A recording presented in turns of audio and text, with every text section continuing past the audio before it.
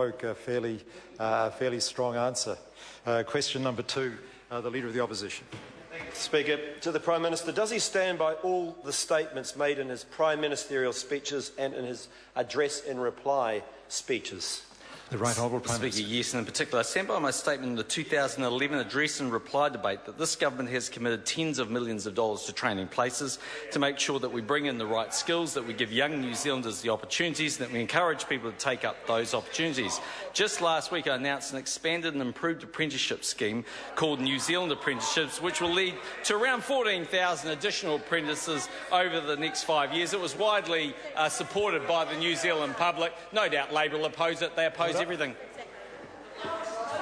The Leader of the Opposition. Thank you, Mr. Speaker. In light of his statement from 2011 that, his year is about building a brighter future for New Zealand and their families, doesn't the fact that unemployment has grown by 70,000 from 4.5% to 7.3%, the largest in 13 years, show that he has failed?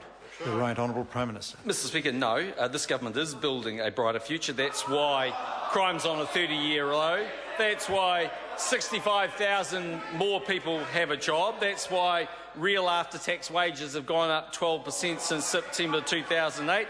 That's why we've had an average of 2% growth rate since the bottom of the recession. And that's why the lowest mortgage rates are in place since 50 years. The Leader of the Opposition. Thank you, Speaker. In light of a statement from 2012 that in the world as it is today, the state of the country's finances is all important, doesn't the fact that New Zealand is projected by the IMF to have the worst current account deficit in the Western world show that he has failed? The Right Honourable Prime Minister. Mr. Speaker, no. And if the member wants to understand the history of the Labor Party, he should go back and look at Michael Cullen's speeches, how he campaigned on halving the current account deficit, only to just go and double it. The Leader of the Opposition. Thank you, Mr. Speaker. In light of his statement in 2010 that the government was, quote, committed to turning things around and in particular to closing the gap with Australia, doesn't the fact that the wage gap that has grown by more than $30 a week and record numbers of people going to Australia show that his policies have failed? The Right Honourable Prime Minister. Mr. Speaker, no, I don't agree with that at all. And if we want to talk about failure, it'll be the fact that house prices double between 2001 and 2007 from a party who's out there crying wolf at the moment. The Leader of the Opposition. Thank you, Mr. Speaker. Which of the 10 result areas he personally set was he referring to in his 2013 prime ministerial speech when he said that, quote, some of them would not improve? The Right Honourable Prime Minister. Well, I'd have to look at the context in which the member is reporting it. Because actually, from what I can see, all 10 of them are making progress. So if we want to talk about the one that sees 85% of young New Zealanders achieving NCEA Level 2 under this government, yes, it's gone up. If he wants to talk about the one about ECE participation, I haven't finished, actually. Point of order, the Leader of the Opposition. Speaker, that was... Order. Leader of the Opposition. Thank you, Speaker. That was a pretty straight question, and it was referring to what he had already announced in his prime ministerial statement yesterday, and it was about which of those areas would not improve, not the ones that would improve. I do accept that is the question the Leader of the Opposition asked. The Prime Minister was answering it his way, where he was going through them, starting to go through them one at a time, looking at which ones were improving. He might have got to the some that might not improve, but that was going to take too long.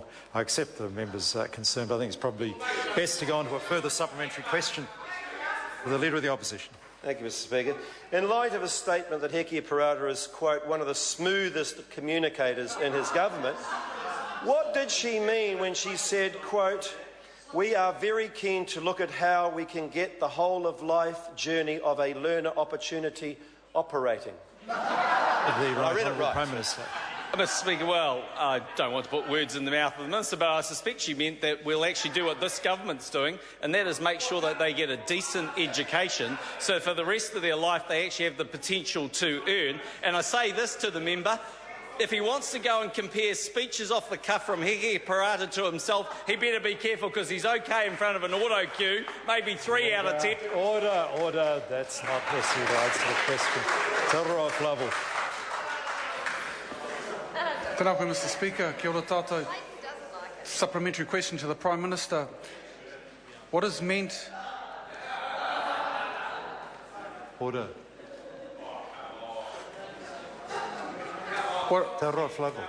To the Prime Minister,